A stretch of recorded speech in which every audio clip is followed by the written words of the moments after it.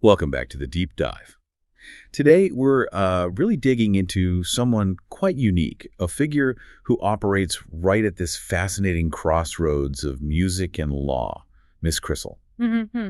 We've been looking at a bunch of articles trying to get a handle on her whole world. Exactly. And our mission, really, for this deep dive is to unpack how she manages it all. You know, being an active artist and a practicing entertainment lawyer. Right. But it's more than just how she does it. It's about what her approach, her specific way of doing things might mean for other creatives out there. Anyone trying to navigate the business side of things today. Yeah, you should get ready for some surprising details here, and honestly, some really practical takeaways from the material we looked at. Have you ever felt a bit lost, maybe? Wondering how artists actually own their work now in the digital age? Or just completely swamped by the contracts, the deals. Yeah. All of it. Totally. If that sounds like you, then yeah, this deep dive is definitely for you. Let's get into it. Okay, so one of the first things that jumped out from the sources is how deliberately she's presented, first and foremost, as an artist. Right. That seems important. It is. It's not just background info. It feels like her core strategy, you know? Her creative work isn't, like, separate from her business side. It is the foundation. It's the proof, the living example of everything she teaches. Okay, that makes a lot of sense. Yeah. So, starting there with the artist side, the sources talk about her music style. Pop electronic. Yeah.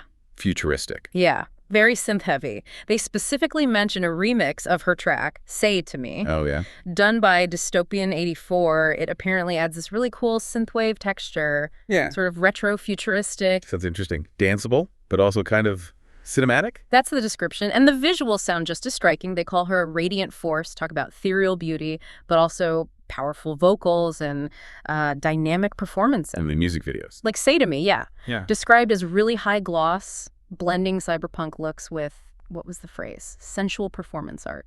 Wow. So definitely making a statement visually, too. Absolutely. And there's this detail in the Say to Me video. Right. They highlight this luxury Range Rover, apparently worth like $260,000. Whoa. Just for show. Well, according to the sources, no. It's meant to symbolize something specific, like a high-powered, take no prisoners kind of artistic identity. Okay. That's a pretty bold symbol. It is. It really emphasizes that her art is this whole package. Sound, visuals, symbolism. It's all meant to send a clear message. And that message is? Empowerment, mostly. Confidence. Taking charge.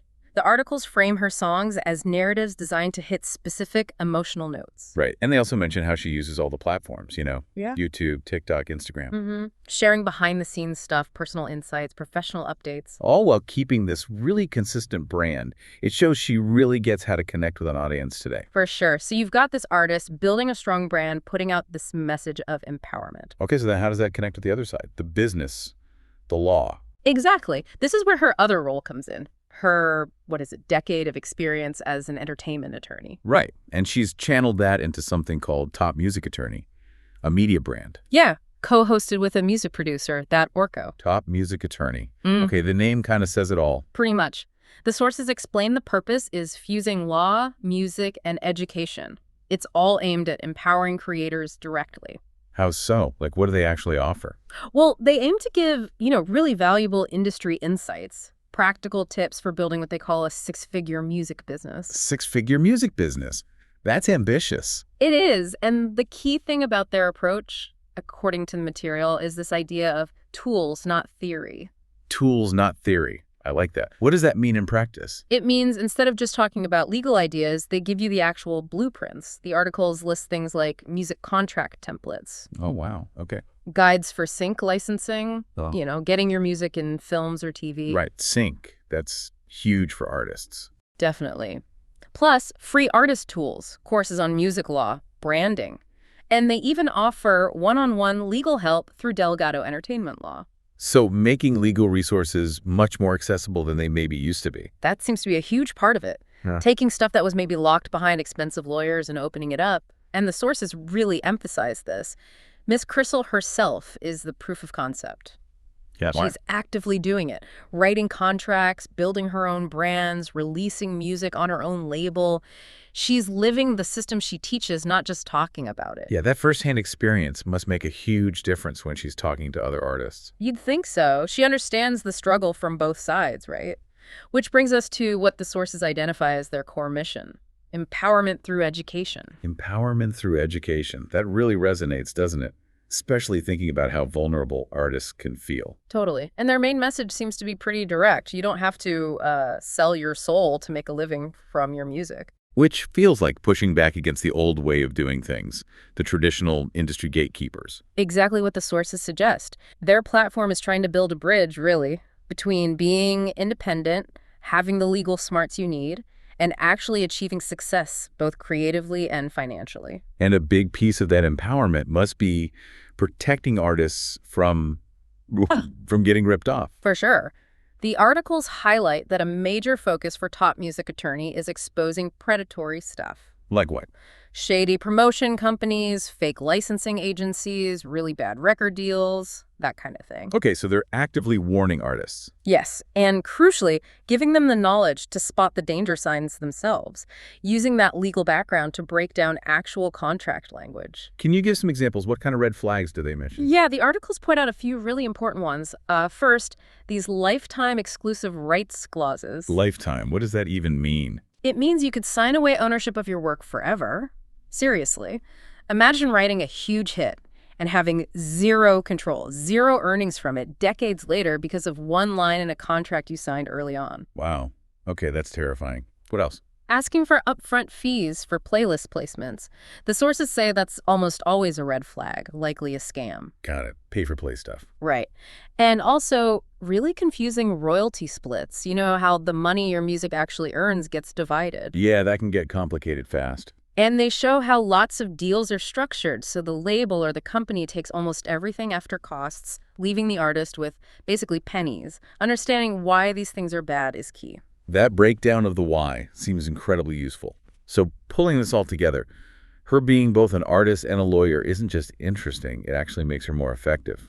That's definitely the impression from the sources. Her direct experience performing, releasing music, it feeds directly into the legal advice and the educational stuff she creates. It's grounded in reality.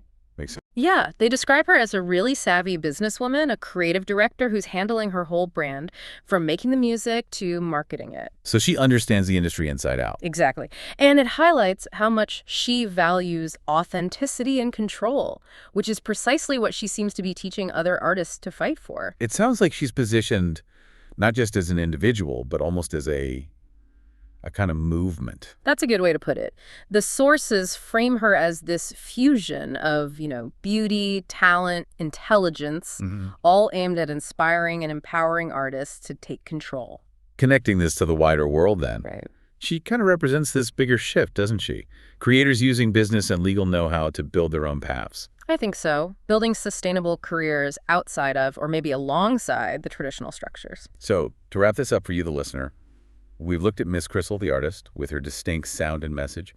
We've looked at the legal expert breaking down complex issues, and the educator building resources. And that core message, empowerment through education, it really feels like an answer to the vulnerability many artists face.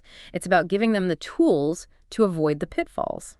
To build their careers without feeling like they have to compromise everything or sign away their future. Right. And for you listening, especially if you're a creative person, there's real practical value here. The resources, the insights from Top Music Attorney, they're designed to help artists build careers the smart way, as the articles say. Informed, talent, in control. Yeah. And, her whole approach really brings up a broader question for creatives in any field, not just music.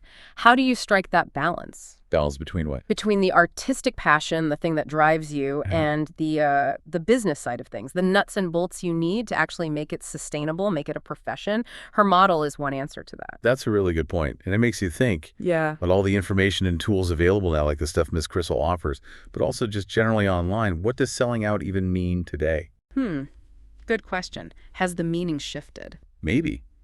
And maybe the more important question is, how much responsibility do artists have now to actually educate themselves? That's that. To protect their work, but also their financial future in this constantly changing landscape. It's definitely something for any creative person to think about. Absolutely. Well, thanks for joining us for this deep dive.